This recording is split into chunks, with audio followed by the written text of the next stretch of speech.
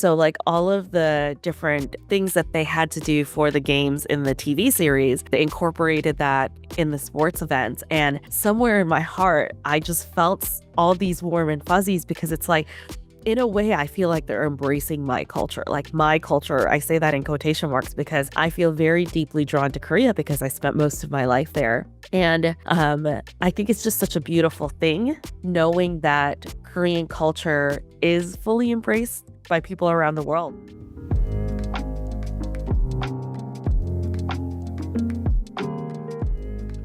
Welcome to International Love Story, the podcast about intercultural relationships. My name is Christina, and in today's podcast episode, I am going to welcome Marie. The topic we are going to talk about today is a topic the one or the other is familiar with because I've tackled it together with Jay in episode 76. The topic we're going to talk about is third culture kid. We are not going to cover, or most likely not on in-depth, the topic of identity crisis, code switching and everything that comes with being a third culture kid. As mentioned, I've covered that already with Jay in podcast episode 76. What we're going to cover today is how does that in general, your background as a third culture kid affects a relationship? How is it dating interculturally when, your home is basically divided in different places? And if you've been moving abroad a couple of times, especially in your childhood ages, but also in your teenage years. And for this, I think I found the perfect partner in crime. Her name is Marie. Marie's originally, let's phrase it like this, but I know like if you ask a third culture kid where you're coming from, it's a very tricky question. But she was born in the Philippines and she has traveled the world quite well. She lived in different places. She is a diplomat daughter. That's one of the reasons why she moved from one country to the other, especially in young years. She's an author and she's a podcaster herself. So let's give a warm welcome to Marie today. Thank you so much for being here. Let's just dive directly into it. Who are you? What are you doing? Tell us all about you. Thank you so much, Tina, for having me on. It's such an honor.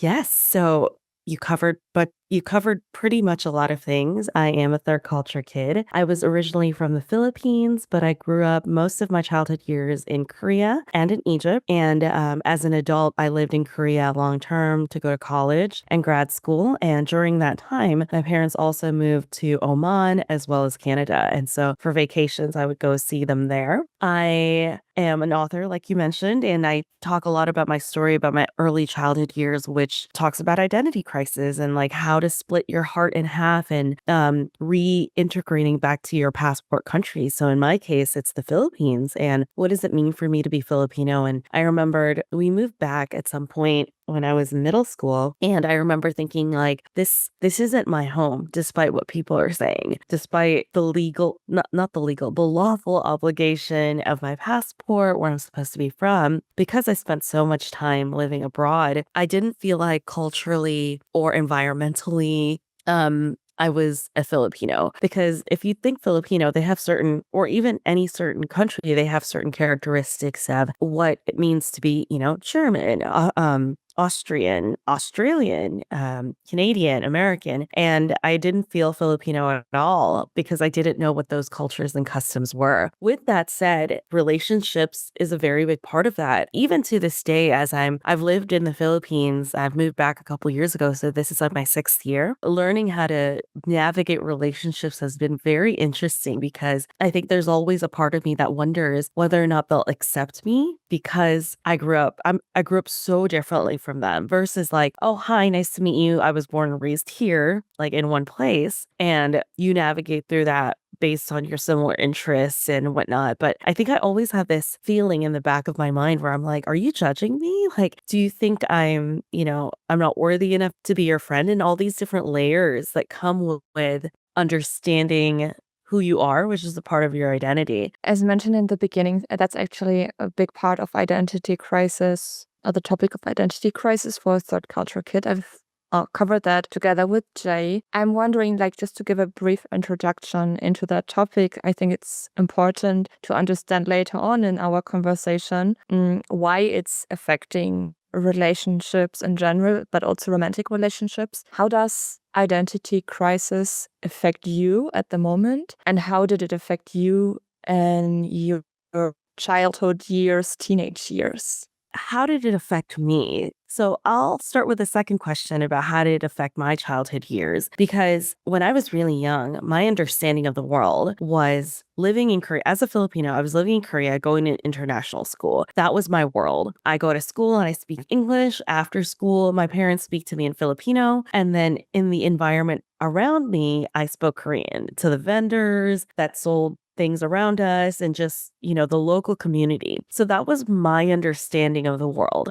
I had no gauge for what Filipino culture is like. And so it's very loaded for someone new to come into my life and be like, hi, how are you? Where are you from? Or like, where's home? Like, oftentimes in the Philippines, if they ask you, where are you from? They think about like which countryside, like which part of the country are you originally from? And the second that I say, like, I'm originally from the Philippines, but I grew up in Korea and Egypt and Oman and Canada, they suddenly have no framework for this. And so I immediately feel like they don't understand me already, that is a barrier that's going to be between me and those friends. And I think that when I was really young and I didn't have a framework, like the bigger framework of just being able to do life and, having enough relationships to do trial and error and having that understanding, what ends up happening to me is like it takes a hit on my personal self-esteem. So I remember being when we moved to the Philippines, because when I was living in Korea, I was fine. Like, I thought this was my world. I was going to school with a lot of international school kids from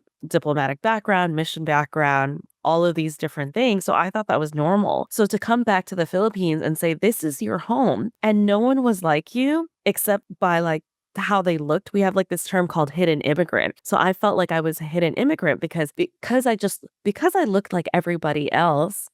No one would assume that I was any different. But then when I started talking, that's when the difference came. And I thought I wasn't accepted into whatever group that they had, and especially in middle school. I think as a teenager, life gets hard already at that point with all the different, you're growing, you're having your body is changing, you get a new sense of who you are. All the more add that layer of, I don't think these people want to be friends with me because I'm too different. And I remember when I didn't have people to sit with during lunch, I would just go to the library and read because it was a safe haven for me to not have to interact with people who didn't understand. And the thing is, I think on my end, that was also me kind of closing the door, making potential friendships out of the fear that they may say something. And the thing is, like, they have said something. And I think that was like what was keeping me from making new friendships, because these people already said that I was different or that I'm not able to be like them or I can't speak Tagalog well enough or Filipino well enough to be friends with them. And so that's excruciatingly painful for a child, a middle schooler at that point. And what's interesting is because over time, I've learned more about the TCK community and reading different books, especially from TCK training and their amazing resources, I've learned how to navigate through it. So I think your question earlier was, how did it affect me? It doesn't affect me as much because I've learned to navigate around those things. So I recently moved to a new city here in the Philippines, and the same questions arise with the little middle school Marie that was happening. Same questions like, would they accept me? Would they make fun of my culture? Because back in the day, no one knew what Korean culture was. So for them to say like, I use chopsticks and that's weird, or like for my certain relatives to have all these different expectations about being Filipino towards me, that was very hurtful. So what I ended up doing was I shunned away from that when I was younger, but now it's like, how do I navigate through these thought processes? So if I'm feeling this way, why do I feel different? Do I think that they're going to judge me? I have to take a step back and say, will they even judge me? Like, I haven't interacted with them. I haven't given people the chance to get to know me either. So am I closing myself off to those ideas? So it was really cool because I joined a singles ministry here as a part of our church. And I had those same nervous feelings. The very first event is a sports event. And so I was like, oh my gosh, like, will I get to know people here? I'm scared, just still the same emotions arise. And I remembered people were so nice, like, and they knew that I spoke English, but they weren't as judgmental as the kids in my past. They were, if anything, they were interested when I told them I grew up in Korea. And I think it's a hit or miss depending on which country you grew up as a TCK, but because of the global influence of K-pop and Korean dramas and all things Korean, I think I was very fortunate enough to be able to, like, for people to embrace my culture. And the cool thing is, the very first couple of games that they did was Squid Games. So, like, all of the different things that they had to do for the games in the TV series, they incorporated that in the sports events. And somewhere in my heart, I just felt all these warm and fuzzies because it's like, in a way, I feel like they're embracing my culture. Like my culture, I say that in quotation marks because I feel very deeply drawn to Korea because I spent most of my life there. And I think it's just such a beautiful thing knowing that Korean culture is fully embraced by people around the world. So I think even that in of itself, just the change of the different years, I'm able to look at it very differently. And I think the identity crisis isn't as jarring as it used to be because I didn't know how to navigate that. And having the tools and resources to understand how to navigate through those questions and being aware of that has made navigating, because it's still going to come. I feel like every interaction I have, there's still potential for judgment and misunderstanding. But as long as there's mutual respect and care and proper communication, I think it won't affect my identity as much as it did in the past. Oh, you are self-confident with who you are, with where you've lived, so you've emerged it into one. Is that how to summarize it, or how would you describe it? Where are you standing at right now?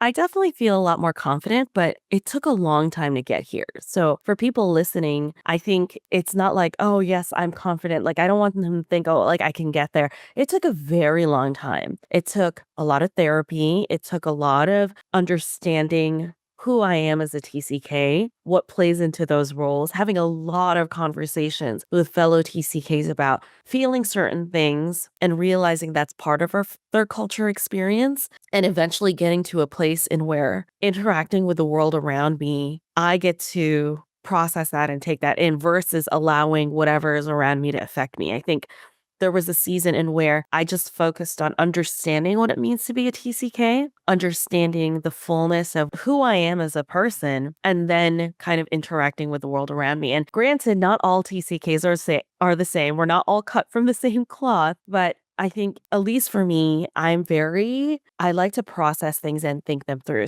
So, for example, I actually ended up doing touristy things over the weekend, and we ended up in this Filipino museum because I was touring someone. I came across this kind of video of what Philippine life was like prior to all the destruction that happened that led to the country that it is today. And just seeing how beautiful it was and how just seeing their own success at that time with the beautiful buildings and people were self-sufficient and like the economy was doing well during that time prior to all of this destruction. How do I interact with that as a person? Like, how is this a part of me? How is Philippine culture a part of me? And that it's a daily occurrence for me. I realize like you kind of pick and choose what you feel is important for you in the countries that you grew up in. And in my case, being Korean and being time oriented is still a very big part of me. And people say there's Philippine time, which is late because of all the traffic and things. And that's still a part of me that's like, no, I can't do that. Like I don't find it respectful for someone else. So that's still a very deep rooted part of me, having grown up in Korea. Once again, it took a lot of time to get here. And I feel like I'm just throwing around a lot of words, but in all honesty, it takes a lot of processing, understanding what made you feel certain things or certain ways. And a lot of people say, well, it was a saying that time heals all wounds. And the truth is it doesn't. You have to be intentional. It's like saying like putting dirty dishes, just give it time. It's going to clean itself. Like, that's basically what people are saying if they don't take the time to process what they've gone through, because in a way, it is a part of our past, like these events that happen. And if we don't grieve them properly, it's going to affect us in ways that we don't understand. And just to reference Lauren Wells's book, The Grief Tower, that's kind of what she talks about. The different griefs that TCKs go through are these towers that stack up. And if they stack, for TCKs in particular, they stack up very quickly because you say goodbye to friends. For me, I always said goodbye to friends every year because it was a transient community. It's the expat community that I grew up in, and that alone can affect someone. But if they've never processed it or dealt with it, there's good chances that it's going to show up in relationships. And I don't know if you want us to like navigate through that, but I think it would be kind of like a really good segue into how being a TCK affects relationships. Because if you don't know how to say goodbye properly, let's say if you have never processed it and your understanding of saying goodbye is like, all right, well, that's it, bye, I won't see you. You might feel like any kind of friendships you go and like be really close with who may not be a TCK or may not understand the concept, you get really, really close to them for like a year. And then you're just like, bye. What happens to that other person? They end up getting kind of like the shockwave, like, this is normal for you to just say goodbye and not have any closure? Like, what is this? And if you don't know that it's coming from your TCK upbringing, you're going to look like a jerk in many ways to people around you because they think that's not right. If you say goodbye, like other people have different expectations. Like maybe they wanted to grab coffee before you left, or they wanted to stay in touch, or they wanted all these different like they had all these expectations that were never spoken of because in your head, that's how it goes. You just say goodbye. You just don't deal with emotions. For some people, if they're very young and they've never been given the tools or resources to deal with what they're going through, oftentimes they might revert to whatever they think is normal. So for me personally, as a kid, whenever I had to say goodbye to my friend, or if I had to leave, there were two things my parents would say. Not maybe not directly, at least by what they were saying. What I felt like they were saying is that there's no reason to be sad, suck it up, move on to the next thing. Or don't worry about these friends. There's new friends. And it could come from a place where it's like, that's what they knew from the past. That's what they were taught because, they didn't grow up as TCKs. They didn't know what this concept was, raising kids who grow up multiculturally. So to them, maybe that's the loving thing to do. It's like, stop dwelling on what you're doing right now. Like, stop dwelling on being sad because we need to move. We need to we need to start a new life and there's no time for this. And I think holding space for emotions is, I feel like, a newer concept, and where you just let somebody sit and let those emotions do what they need to do, allow it to cry so it doesn't store in your body. But I don't think my parents had any of that. They were always looking for the next thing forward because that's what they understood. So for me, for the longest time, even as an adult, I would only let people in to what is comfortable to me. So for example, I moved around every 6 years. So 6 years when I was really young, well, 7 almost, in Korea. And then we moved back to the Philippines for 3 years and then 6 years again in Egypt.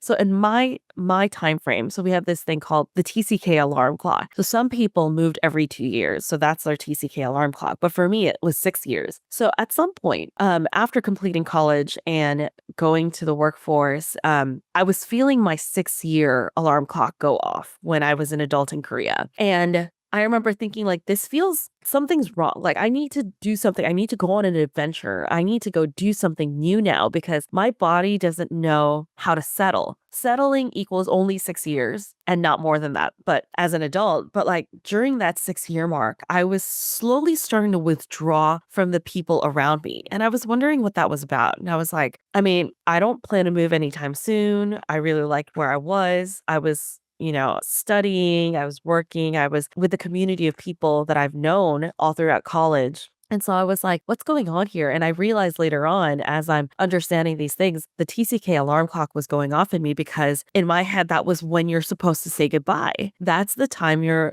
making these big goodbyes with all these people that you knew long time ago. And then what ended up happening was once I realized that, I didn't have the terms for it then. I just knew that it was familiar. And so that was the time where I was withdrawing. And then when people wanted to get closer to me, because that's usually how it takes like a long period of time to get to know people, at least the non-TCK way, because if you're a TCK and you meet another TCK, you just want to spill all of your who you are and want to get to know them because you don't know, this time is precious. You don't know when you're leaving. And so some people respond to it by like, this is who I am. We're gonna get we're gonna get connected, but then don't know how to do long-term relationships. Or you could be the one who just doesn't make relationships at all because it's so painful to constantly have to make your relationships. So with that said, it took a lot of realization and therapy at that point to realize I wasn't making deep friendships because I kept pushing them away at this mark, or at least my body was thinking that this was normal. And so for a lot of TCKs, it might be the same thing. They might go into relationships, romantic relationships,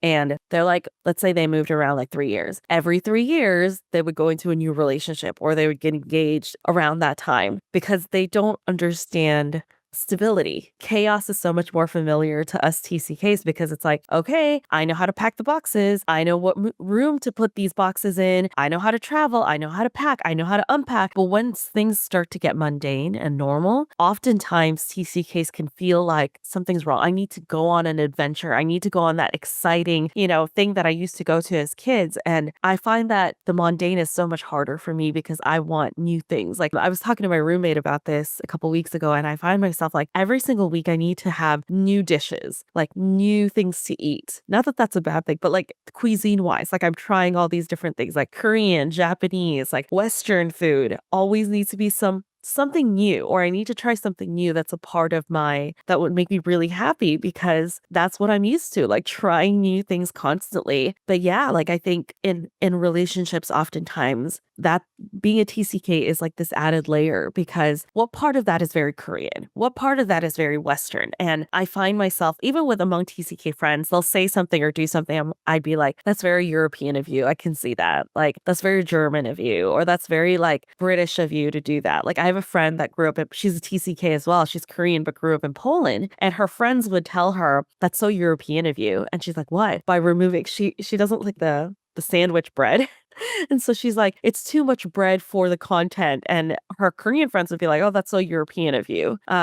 So that added layer for someone to get to know us, it's like different parts of the world. And I think that that's what complicates things sometimes because someone who's lived in one place their whole lives may not always understand that. They kind of just take that and be like, okay, this is a part of who that person is, but isn't like they can't find consistency almost because sometimes if somebody grew up in one place their whole lives, what ends up happening is they're like, oh, okay, you grew up in that place. I can kind of understand that culture and take notes of what's happening with that person that you're getting to know in a dating relationship or even a marriage. But with a TCK, that's like chopped up in a whole bunch of different countries. And how do you navigate that? How does one person who's from all these different countries, someone who isn't marrying a TCK, navigate through that? And also for a TCK, what does it mean understanding their needs about them finding comfort in one place? Like that's definitely a conversation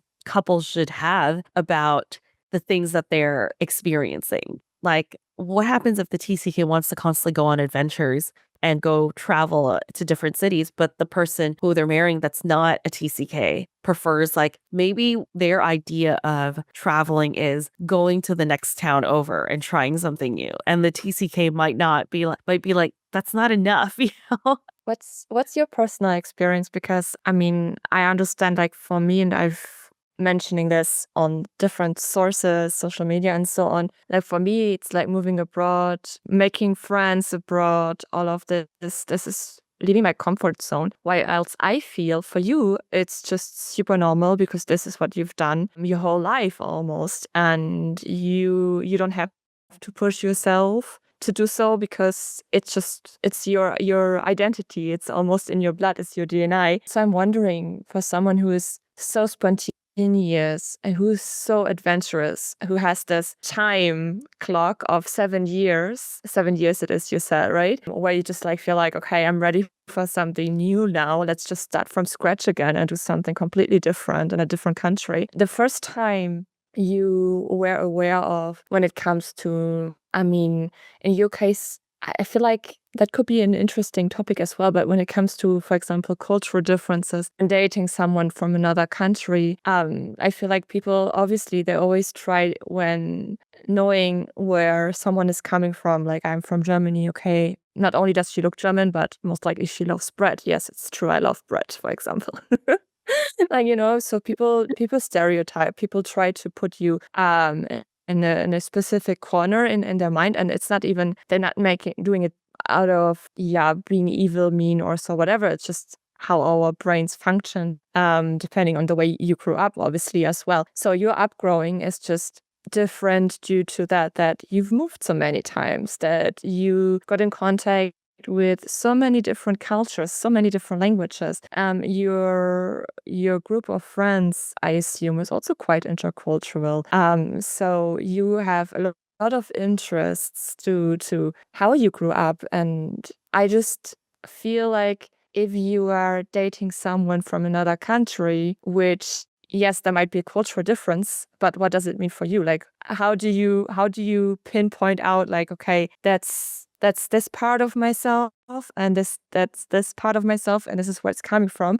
Because you not only have to be aware of it yourself, but you also have to somehow communicate it to your partner when dating to make yourself understandable. I hope that makes sense right now. But you see, like, everyone who's listening and who's watching right now, I'm just trying to find words for it, because in my mind I'm just like, whoa, that's so complex. Like, I'm just dating an Argentinian and I'm German. Like, in our case, it's pretty clear what type of behavior is coming from, and obviously we're changing over time, especially when moving abroad, when meeting new people. But in our core, it's there, and for you it's just so different. So I'm really wondering, the first time you've realized that your upbringing is playing a huge role within your relationship, how did it feel for you? How did you communicate it? And how did you grow this self-awareness on being able to communicate your thoughts, your feelings, and basically trying to give the person you love an idea of who you are?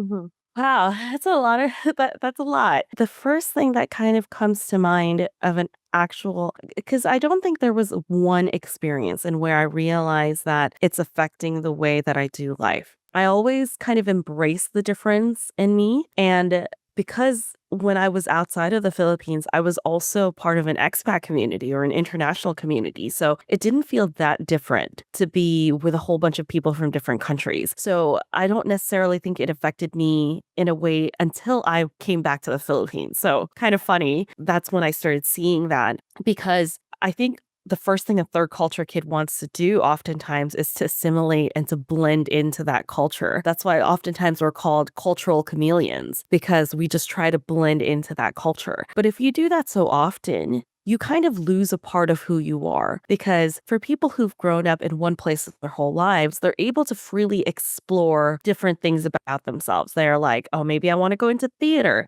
Maybe I want to go into basketball. They're able to do that because they have the stability of the same place, the same house. Everything else is safe. Every aspect of their life is still the same. But for us third culture kids, most of the stuff in our lives changes. So even if you move from one country to the other, are you able to even have basketball as your extracurricular activities? Does the local school that you're going to even have that as an availability? How do you find that? How do you even know that's what you want to do, compared to somebody who's lived in one place their whole lives, who have the ability to explore different things? Someone who's moved around constantly, all those networks get cut off, other than their nuclear family, unless there's another family that you know from other places. So it's new school. It's like hitting the reset button of your life. And so we don't often get the chance to explore fully who we are, because we're constantly changing. Like, we're changing who we are to fit in sometimes. Or if we stay who we are, we have to accept the fact that people aren't going to understand that. So that's a lot of mental possible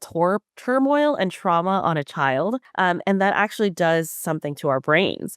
So going back to the question where you asked, when did I realize it affected me? I'm trying to think back to something that might have happened.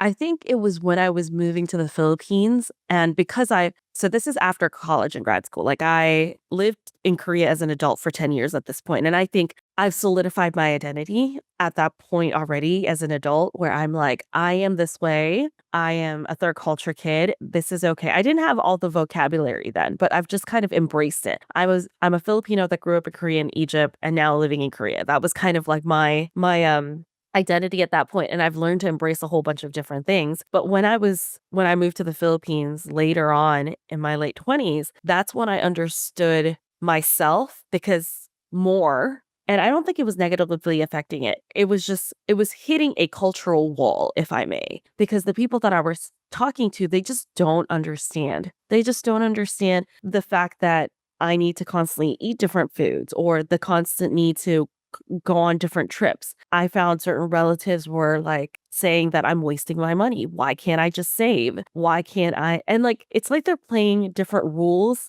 to a game that I never understood. Like they had all these rules and they wanted me to follow them, but I didn't have that frame of reference because that's not who I am. That's not who I want to be. And sometimes my relatives just didn't understand that. And they're still trying to conform me to be a certain way. There's just so much about being a third culture kid where it takes time. And it wasn't until I met other third culture kids, like other diplomat kids, where we realized, oh, this is a shared experience being a diplomat kid. You know, the fact that we feel like we need to be properly mannered in front of a table. And I remember sitting having dinner with other Filipino diplomat kids, and we just sat there quietly eating the first like couple seconds. And I was like, oh my gosh, it's because this is our upbringing. You know, you sit in silence while you eat, kind of thing, or even using the fork and spoon properly and understanding how this works. And that is a shared diplomatic experience, at least for some of the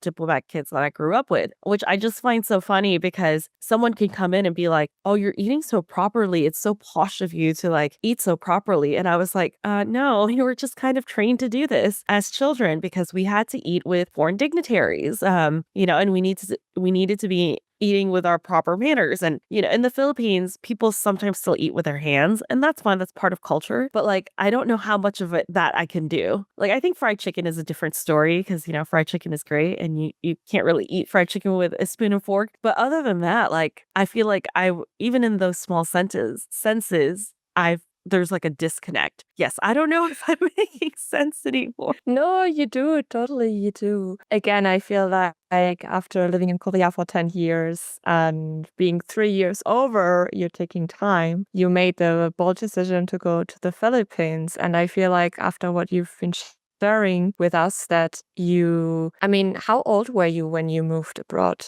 Because you were born in the Philippines, but how old were you when you moved? 3. 3 years old. So you barely know the Philippines, so to speak. And out of curiosity, out of, I don't know, personal circumstances, what made you move to the Philippines and go back to the place where you were born? I wouldn't necessarily say your roots. Maybe you see it a little bit differently. Because I think in your case, you have different roots. It's not only one, it's just spread all over the place. But to go back to one of the roots, one of many after so many years. Well, it wasn't my choice necessarily. My family needed me, and so I just came. And I was thinking I was only going to be here for a year and help them out, and then go back to Korea. But that's when the pandemic hit, so I kind of was stuck for a while. And then I ended up getting jobs and whatnot. And then eventually, I kind of learned this place isn't too bad. I think one of the things that's hard is if you move to a different country, you have to have a reason to be there. So if it's school, then someone needs to pay for it, or you need to get a scholarship, or you need to get a job in order to legally stay there. And I remember thinking that was very stressful. And I don't know if that's necessarily something that I would want to do, especially if you're going through this immense amount of transition. And I think maybe that's one thing that people who are not TCKs don't understand. There's like a 3-month transition period that happens in a TCK's brain where if you think of a computer and you reprogram it, traveling to a new country for a TCK is just like that. You have to change your screensaver. You have to you have to put all of the new icons on what's important to you. You need to download all of the programs that you were using. And that's kind of like the same thing for TCKs where all of their normal autopilot things like walking to a store is erased. So that means like trying to find the best place to buy certain products. Where would you go? And that's that's having no autopilot. And that takes a lot of strain in anybody's brain. And for us to have to constantly do that, it's almost like we're familiar with that, but also there's things that could be lost in translation in where somebody looks at our life and be like, oh, that's cool. That's a great adventure. But they don't see the pain that comes with that, where it's like, oh, I miss my favorite chips, or I miss this grocery store where I know I'll always be greeted by the person who owns it. And there's that community, that's the familiarity. Or like, I remember this park that I really enjoyed. Like all of that is gone and you have to figure out a new way to do life. And that can be exhausting for us TCKs. And it's always helpful to have a partner that understands that as well. I remember haven't dated in a very long time because I was going through all this work of trying to understand myself. And that also plays a role in sometimes TCKs hold on to certain people in their lives because that gives them a sort of identity and like maybe that extended group of friends. And the person who's not a TCK or their partner can only hold on so much to being their emotional support. Eventually, the TCK has to go through a process in where they understand themselves enough to be able to communicate it to someone else. I think that was your earlier question. How do we communicate? It's understanding yourself well enough to be able to communicate that. So over time, I've realized I like trying new food. And that's something that I need to be able to communicate with someone else. Because what if they like eating the same thing all the time, which is perfectly fine, but I don't know how long that will last for me. I need to go to a Vietnamese restaurant maybe one day a week, or like try a new recipe, or like have things in the fridge that are Korean that makes me feel at home. And actually it was really sweet because my roommate, she remembered I love Korean sweet potato, and we happened to find it on one of the times we went grocery shopping together. And last night, she bought me sweet potatoes because she said she saw them and she said, oh, I remember you had a hard time finding them the last time you were at the mall and they were on sale, or I don't know what she said, but she brought it home for me. And that made me feel so loved because she remembered something about me, about my culture and who I am, and she brought it home. And I think that's something that's also very important because I was able to communicate that, or someone had the skills to catch on that that was something that I knew. And it can be in different shapes and forms. Like I remember I love books, and going back to what I said earlier, that I found my safe haven libraries when I was young. That was my safety place where I didn't have to talk to anybody who was different from me. I remembered I mentioned to a friend that I wanted tickets to this really big book event, and but I couldn't get tickets because it was all closed and whatever. And I remember him saying, out of the blue, saying like, hey, by the way, I was able to get tickets from friends who just gave it away. Do you want the tickets to this thing that you wanted to go to? Like simple things like that. People remembering around me, or I'm able to communicate like what I like, that helps long term, because we all have, honestly, it's not just a TCK thing. I think it's a human being thing where we grew up in different places in the way that we think. And even two people who grew up in the same country will have completely different thought process because of how they grew up. But being able to communicate that to the other person is key. And it takes a lot of practice, a lot of trial and error almost. And also, I think the biggest thing that I like to share with people is oftentimes, of course, a romantic relationship is very important, but also at the same time, having different friends and different friend groups, having mutual friends and also your own friends is a very healthy way to fulfill different parts of you that your partner may not. I say that in the sense of like activities. So like example, maybe your partner loves to hike and you don't. They need to find friends that they can go hike with, because they can't expect that on you, because that's unless you end up loving it and enjoying it with them.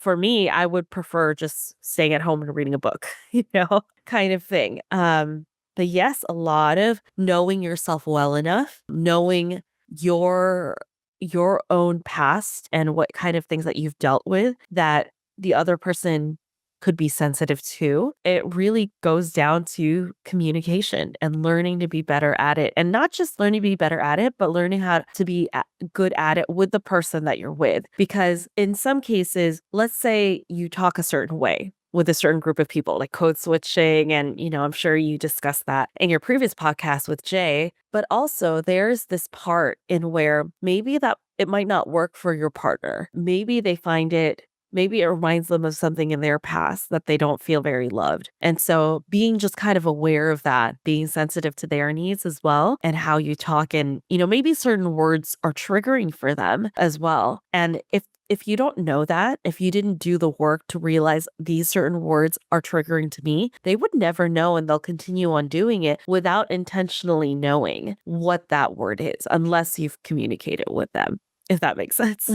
It does make sense. I mean, as always, communication is such a big part of what I'm doing, of the podcast, couples and individuals I'm interviewing. So I just find it very interesting, especially in your case, and I hear it through the lines a little bit, that yes, obviously you have to know yourself in order to communicate what you actually want and where it's coming from as well. Specific behaviors, for example, which we all have, no matter where we're from, as you've mentioned, could be that a friend of mine, we grew up almost the same setting, but our train of thought is just completely different. But what I'm reading between the lines is also that your partner does not always have to understand specific. Yes, you can communicate, but it doesn't necessarily mean that your partner has to understand. He has to accept it. And then there's also always, and this is also quite natural, this is also what I'm doing. There are other things you go with to friends, for example. So your partner doesn't have to fulfill yourself as a human being, your experiences. He's not responsible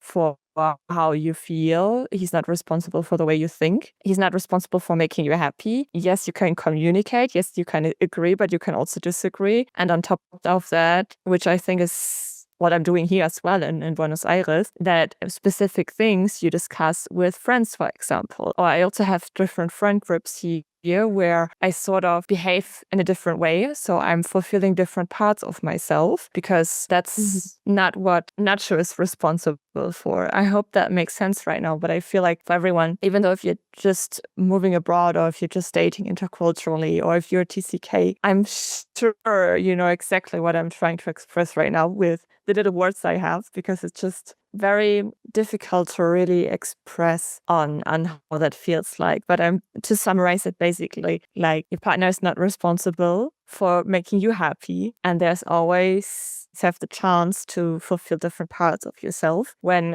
interacting with other people, and your partner does not have to understand you fully. It's just important that you communicate, and you don't always have to agree. You can disagree as well, and it's totally fine because we all have different point of views, different upbringings, as long as you are navigating within your core values, as long as you're not crossing a line, obviously. But everything that's within your core values, within your line, is totally fine. If, there might be discussion and you might not find a common term, and it is what it is in that moment. But to get back a little bit to your story, like you've been moving abroad quite a lot, or moving around quite a lot. You've been in Egypt, you've been in Korea, just to name a few countries. But after approximately 7 years, you moved on to a different country. So, and I'm sure this also, and you've mentioned it in the beginning, affects relationships in general, affects friendships. So what's your definition of a friendship, for example, or of relationships in general? And not only friendships, but also romantic relationships. How does it feel like for you nowadays?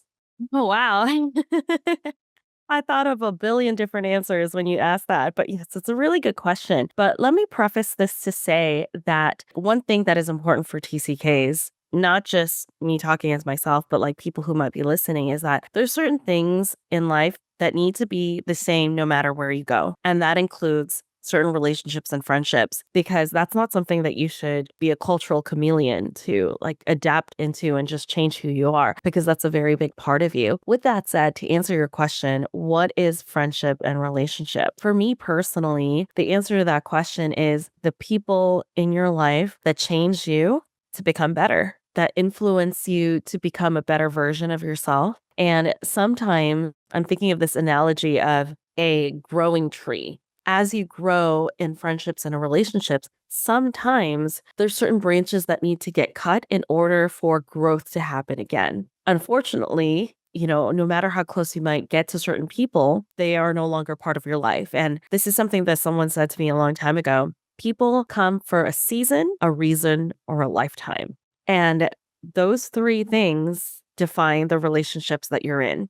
They're either there for a season, they're either there for a reason, or they're either there for a lifetime. And it depends on how much work you decide to put into it, but also realizing that sometimes you outgrow certain friendships. The person you are in college or even in middle school is not the same person you are later on in life. And I'd like to think blessed enough to have kept a lot of friends from college to this day. And I think it was because of that 6-year mark where I decided to push through. And instead of cutting everybody in my life, even though I was still living in Korea, to actually really sow into those friendships that will eventually grow into this tree. And because of that, I still go to my friends' I went to a friend's wedding a couple years ago who's from college. I go visit them. I go back to Korea and I message the same friends to hang out with. And, and also just having the consistency, like we have this really big group from college that we've managed to stay close. There's 13 of us. And then the girls have a monthly call and where we just kind of check in, see how everyone's going, and having a chat room and just checking in on everybody and making sure that everyone's okay. I have another friend who on a weekly basis we call no matter where in the world we are, because she's also traveling for work. And, I travel for vacation and all that stuff, like as a TCK. One of the things that we've decided to do was to have weekly check-in calls. And because of these conversations, because of these relationships, through the ups and downs of life, I find the support that I need, especially for a TCK who's constantly moving. You need some sort of stability, whether that's, constant support system or a stability in where you're going and moving with somebody like maybe your partner. You need some sort of stability because it's just really hard to do it on your own. I'm sure you can relate to move to a completely different country on your own, trying to find new friends and not having that connection to the wider community, making those commitments. Because I think for TCK, sometimes it's harder, or anyone, honestly, like that might have been affected by other relationships. It's hard to want to make new friends. Like it gets exhausting dealing with different dynamics and whatnot. And also because of the world that we live in now, like this is a conversation I've been having with a lot of people lately, is that if you think about social media, think of yourself being at your desk. Every message that comes through your phone, someone is approaching your desk and having a conversation about one thing. That's usually how interactions are, right? Like you just have a conversation. But what happens if there's 10 people in front of your desk waiting for a reply? That's kind of how I picture social media. People have access to you so often. Versus like way back in the day, it's like, hey, let's hang out. Let's go get coffee. You're talking to what? Like one person or like a few group of people at the table, not multiple conversations happening all at once. And I say this because I need to know myself well enough to see my capacity to be able to address these things. Because if I'm not taking care of myself, I'm not a good person. I'm not taking care of myself. I can't show up in the best of my ability to the people that matter around me as well. So as of recently, especially with transition, your brain is only working at 60% capacity. It's impossible to be working the same way that you did way back when you were in a stable place where you weren't trying to rewire new patterns and whatnot. And so for anybody who wants to move, like give yourself a lot of grace for that. Like it's rewiring a part of your identity too, because who are you in this setting? Who are you when you hang out with these different people? And so that's a lot of energy and work that goes into that. Which includes friendships. I had this conversation with someone on my podcast a couple weeks ago about empathy and what it means to show up for people that matter to you. And it all stems from taking care of yourself, being aware of yourself, understanding what your limit is. Something that a new rule that I came up for myself is I don't do any business/money transactions past 9 p.m. because I can't trust myself to make proper decisions at past 9 p.m. because after that, it's like, it's fair game. I'm like, do I want to book a ticket to, wherever? And like, my brain is too hazy to like think about the consequences of that decision the next morning, until the next morning. So I think this boils down to like that definition of friendship and all that, that these are the people that help you become better. They may not be in the same, they might not have the same personality. And if anything, that's kind of what is ideal. Like all of my friends, we don't have the same personality because I get a different glimpse of what human thought can be like. There's this one friend who's so different from me. Like she and I are just like night and day, but I love her perspective,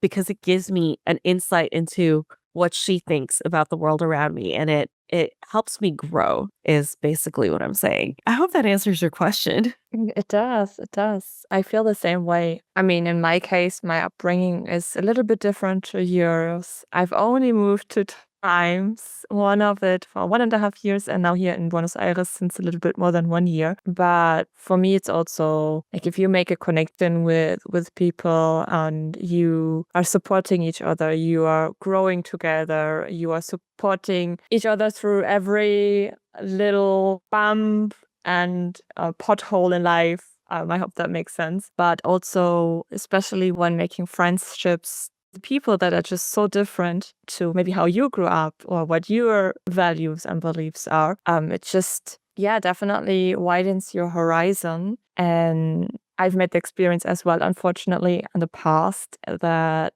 I realized that I have to cut a branch in order to grow, in order also to, yeah, maybe also for my own sanity in a way. And it's Right. always very painful. But even though, again, we are so different, we grew up different ways, there are a lot of similarities on how we build relationships and on how we make friends. I think one thing that's very different is that you do have this little, I mean, you've described it, it's stuck to my head now. You described it as a ticking clock. And I think that's just visualizing it quite well, which obviously I don't have. So for me, like the thought of just living here for the next 10 years, it's nothing where I'm just like, oh my God, I'm freaking out already. I'm actually looking forward to it. And I'm looking forward to getting to know the culture more and, yeah, making more friends, getting to know the friends I have right now a little bit more, making new experiences with my husband. Like for me, it's just something I know that's not freaking me out, also not on the long run. And I want to settle. For me, it's just like, I feel like I want to be at one place for the next few years and plan on the long run, because I haven't had that for so long, but I'm kind of used to it because this is how I grew up where I'm from. It's just a small village, my friends from high school, they're all still living around, or at least they're living in Germany, which Germany is not so big. So if anything, they'll be able to get back home in just a couple of hours. And then I find myself all of a sudden in a different country, Miami, with a husband from a different culture. I have to navigate through that. And it was just like not at all what I had envisioned, not at all what I have planned, because in my mind I was just like, okay, I'm just gonna stay here in Germany because this is what I know. And why would I just find myself in another country? That was never on my list, like different to you, where you moved abroad in the age of 3, where you just got super customized to the thought of moving to another country again. Was never ever on my list until I was 23, until I met my husband. And now I have to adapt to this, I had to adapt to it, like a nomad kind of lifestyle, not knowing how the next years will look like. And for me, that was very stressful. So just the opposite way, not being able to see my friends that often anymore, like just having phone calls instead, or video calls, connecting via WhatsApp, freaked me out. And yeah, it's just, again, it's just the completely opposite experience, where I'm at a point where I'm just like, now I'm getting back to my old, in many quotes, life, where I know I'm going to stay here for a few years. I can build relationships, and I don't have to be afraid that I suddenly find myself in another country. I mean, never say never. It could be, there's a possibility that we might move to Europe someday. But as for now, I'm very happy here, and I'm not planning to move. And I want to build relationships. I want to make more friends. I want to, really dive into the connections I've built already. But that doesn't change the fact that for me, friendship or relationships, pretty much the same definition you just gave me. So to summarize, we're different, but in many, many ways, we're very similar. So that we're all like craving for is social network for support network. And that this is especially important to us because we've made the experience in the past on how it's just pushing ourselves and how it just feels like to have people who really get you and who understand you 100%, and you don't have to explain who you are because they know already. It's just like, yeah, you can find home in people as well, which I just love. It's a lot of work to get there, but once you get there, it's just like a great way or great place to find yourself again and to kind of reconnect to who you are. So yeah, that's pretty much my definition of friendship, quite similar to yours. To slowly come to an end, or actually you've given some advice throughout the whole conversation we had, but if you could give only one advice to everyone who's listening and or watching right now, for someone who's in a similar situation, who made similar experiences as you did, what advice would that be? One advice. Okay. I think I'll just reiterate what I was saying earlier. Get to know yourself. Without knowing yourself, you're becoming more like other people want you to be, and that's not always the healthiest. Get to know yourself in order for you to communicate well.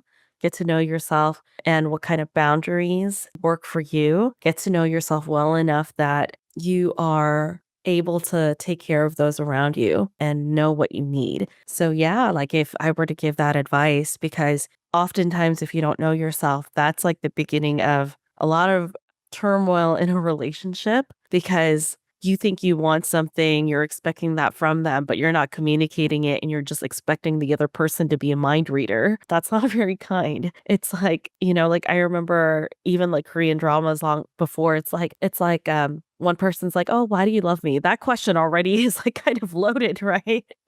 And the other person's like, "Oh, you don't know? Well, you should know." Like, what? And that was apparently like the prime, idea of what romance is. "Oh, if you love me, you should already know why I love you, and you should already know all of my likes and dislikes without me telling you. You just need to know. You just need to magically know without me communicating." Like, what? Um, yeah, get to know yourself.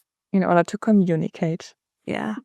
Thank you so much for being my guest today. Again, it was just very interesting to see it from a different perspective, diving a little bit deeper into the world of a TCK. I really appreciate your time. I really appreciate that you got up early for me to have this conversation. And obviously, I would also like to, not only for everyone who's listening and watching, for just ending our podcast episode like this, but also for them having the opportunity to get in touch with you in case they would like to learn more about you, about your journey, in case they have some follow-up questions. What I also think is also very interesting, and I'm not sure if you have any sources when it comes to this, is the question of who am I? I mean, that's a question I'm sure we all ask ourselves. So no one really fully knows who they are. It comes with obviously specific questions you're asking yourself,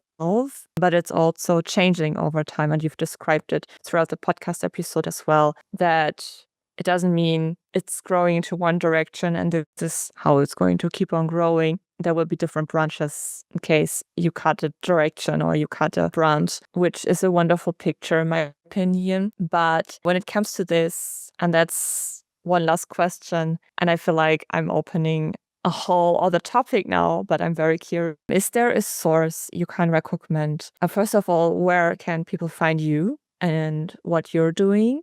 How do they connect with you? And second of all, is there a source that provides more information on how to, kind of figure out who you are, especially as a TCK? Yeah, these are really great questions.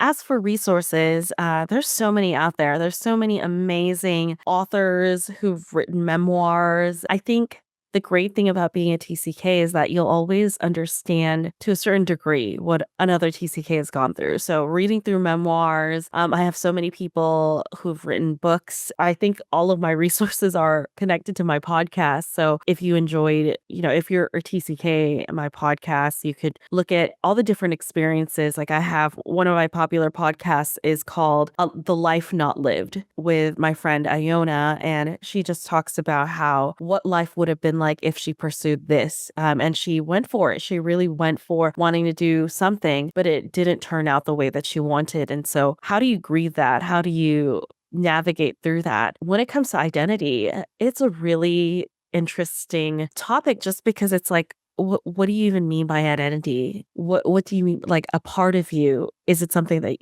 you connect with on a human experience? And I think it's learning to navigate through that. So I love reading memoirs to see if there's common human connection there. I also want other TCKs to know that there's TCK training. They're very popular. I'm an intern with them right now, and they have all these amazing materials of what it's like to be a TCK. And I'm sure there's something about identity there. I know that there's one called Strengths and Challenges of Being a TCK, what that looks like. And maybe that could be your beginning to exploring your identity, because it's such a loaded thing, right? It's such a loaded question. And if you want to chat with me, I'm totally down to chat. My Instagram handle is at Marie Suazo Author, and I'll send Tina all that information. If you want to read my memoir, it's on Amazon called Tales of a Diplomat's Daughter. And if you want to listen to some of the guests that I have on my podcast, it's Talks with a TCK Friend, and it's called Talks with a TCK Friend, and it's on Spotify and Apple Music, I believe. So yeah, that's me.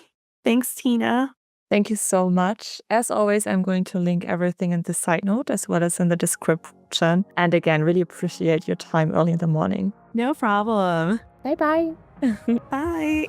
Thank you so much for watching and or for listening to today's podcast episode. As always, you will find their contact details in the side note as well as in the description of the video. If you like what I'm doing, please don't forget to rate the podcast wherever you're listening to it.